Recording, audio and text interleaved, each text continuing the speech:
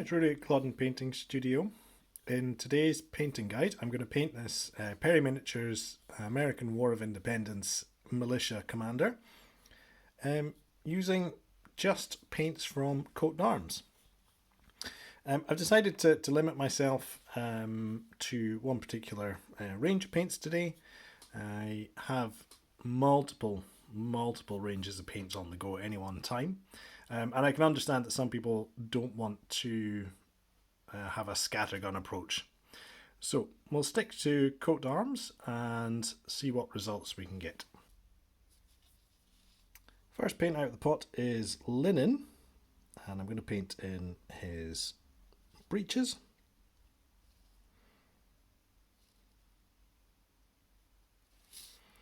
And stockings. Coat d'Arms paints can be a bit on the thin side, so a couple of coats is going to be needed. I'll build up the coats as and when they dry. In the meantime, I will tackle another area on the model. The base colour I'm choosing for his coat is black green. Once again, I'll fill in this first coat and come back to it and top it up until it's a nice solid colour.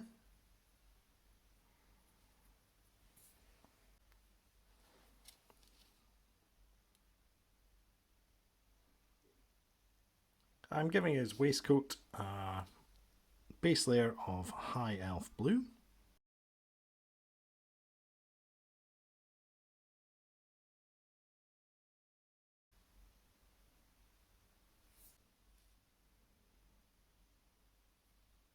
Base colour for his boots is Slate Grey.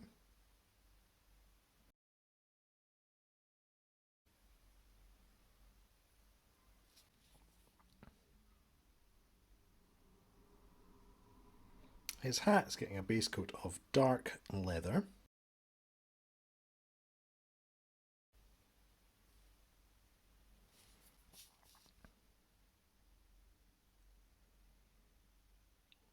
Skin base colour is Dwarven Flesh.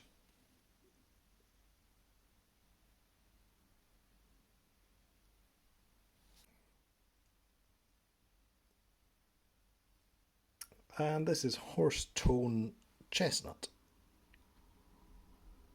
Which would be a nice base colour for the sash.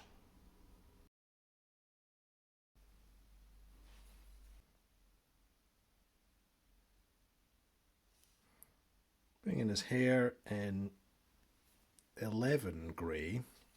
I've always wondered if this paint is supposed to be Elven grey, but it just has a typo on it. Now, you'll maybe excuse me if I use one paint that isn't from Coat d'Arms, which is my old faithful pot of Mithril Silver from Games Workshop in the 90s. The Coat d'Arms range basically is a repeat of this 90s range in the tall hex bottles from Citadel. So I'm not using Enchanted Silver from Coat d'Arms. I'm using its old named version, Mithril Silver.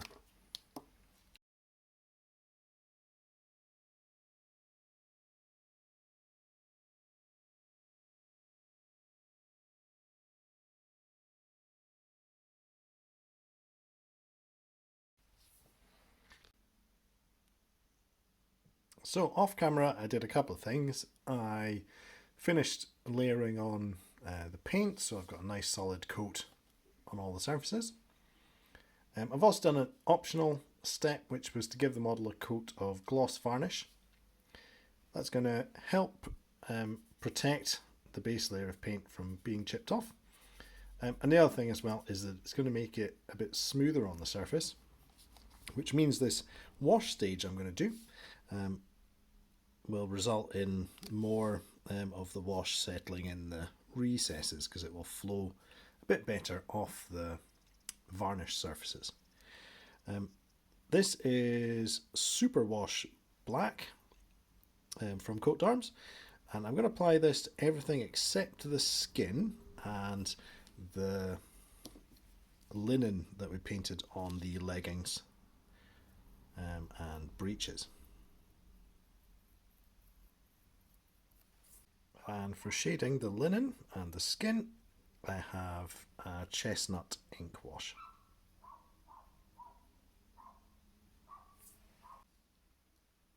With the washes dry, you could matte varnish the model and call it tabletop ready. I'm going to go back over with the base colours initially, just to bring up the raised areas, and this will form first layer of highlighting. So I'll do the whole model. As I'm doing with the linen here, I'm staying away from the deepest recesses. I'll go around all those base colours once again and let you see what it looks like at that stage. So that's step one of the highlighting process done. I've used all the base colours and I've brought this back up to the pre-shade colour on the high spots.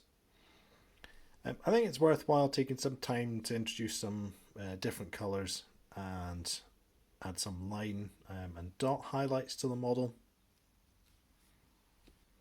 So first one I'll do is the skin, and I've got some once again 11 flesh. There's that typo. I'm guessing elven flesh is what we should call it. And let's look how I highlight the skin. I was going to think about areas that are catching the light. So on top of his head for sure. Tip of the nose, cheekbones,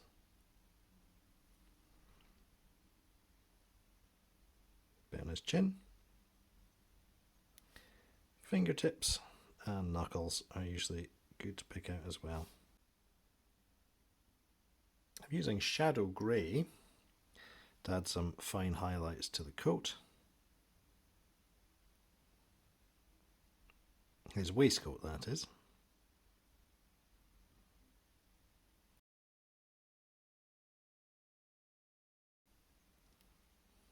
This is Vampire Red.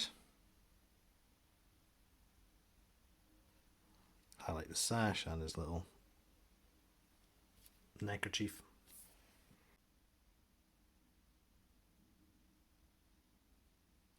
The off-white of the breeches and leggings is getting a highlight with Unbleached Wool.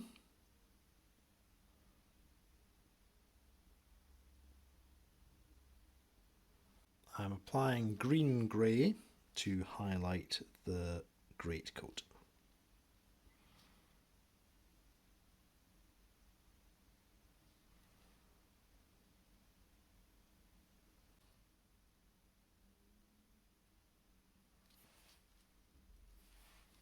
This is Hairy Brown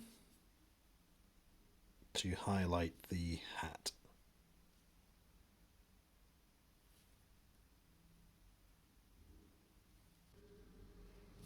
I feel like the skin could do with a further highlight, so I'm going to add some of the linen to the elven flesh.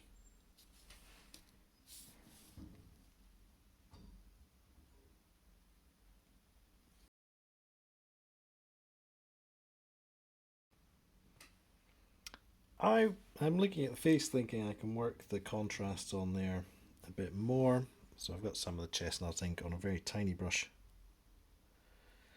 Pop some in his mouth there, also into the eye sockets, down the sides of the nose and the mouth there.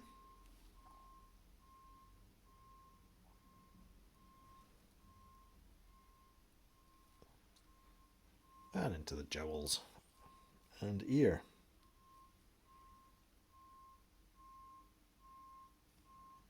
I think I'll fill in the eyes and the teeth off camera.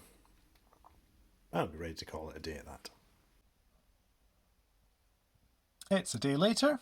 The model has had a spray of Winsor & Newton Professional Matte Varnish, and I've finished the base with some tufts from warpainter.net. I quite enjoyed limiting myself to one brand of paints. It was a nice challenge to be forced to select from a small pool of colours and make them work. My coat d'arms collection is fairly small, certainly in comparison to my overall collection of paints. But I think the most interesting thing was it's given me some impetus perhaps to revisit the range, especially the washes. I'm going to get some more of them in different colours and see how they compare to Army Painter that I'm used to using. I hope you've enjoyed the video. If you've got any comments, please leave them below. And I'll see you next time. Bye for now.